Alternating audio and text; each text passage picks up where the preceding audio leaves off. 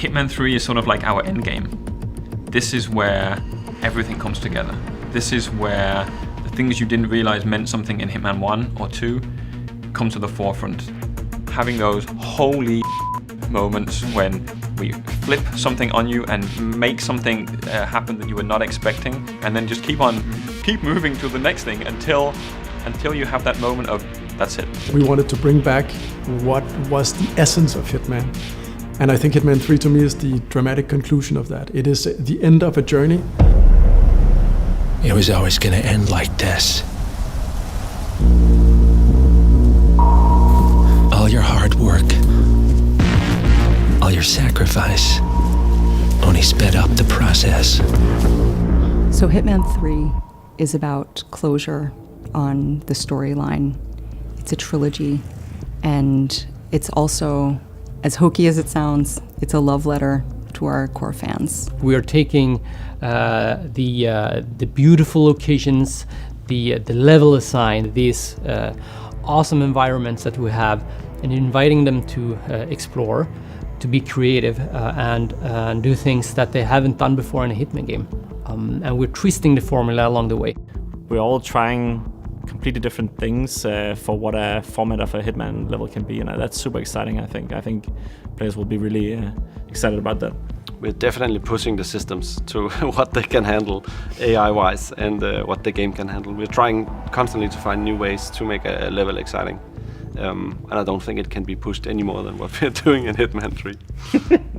One of the other things we're doing in Hitman 3 is we're enabling a progression carryover from Hitman 2, which means that weapons and unlocks and mastery, a lot of the progression comes in with you, so that you start off knowing that the things that you've done in the previous game, they made a difference, they still matter. You come into Hitman 3 with a lot of tools for you to use, and this is something that players have been asking for.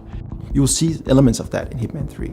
Things that fans want, things that fans have been talking about since Hitman 1, you will see in Hitman 3. I think what our players will like the most is going into this game not knowing what to expect, and then really seeing how the game takes them on a dark journey that is both intimate and emotional, and with some hope sprinkled in.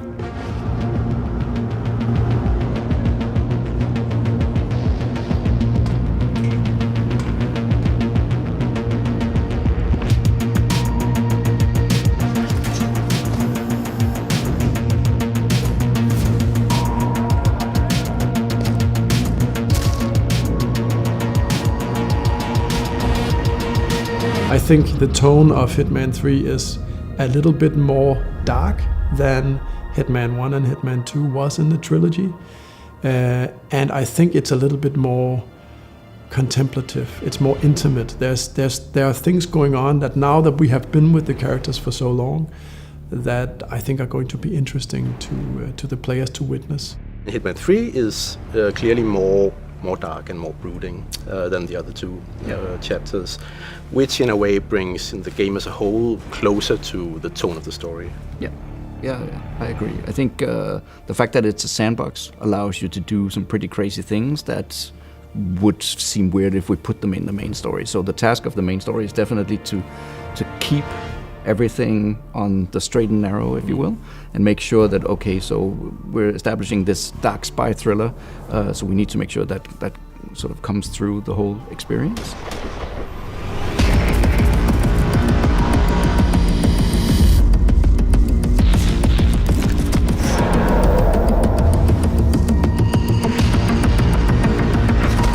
We are now independent, and Hitman 3 is a game that we completely publish ourselves, and that's pretty exciting to do that as a first. The self-publishing for us on Hitman 3 is the pinnacle of the relationship, unhinged, unfiltered, unplugged with our beloved franchise and our community and our beloved gamers on Hitman, is to have that connection as close as we can.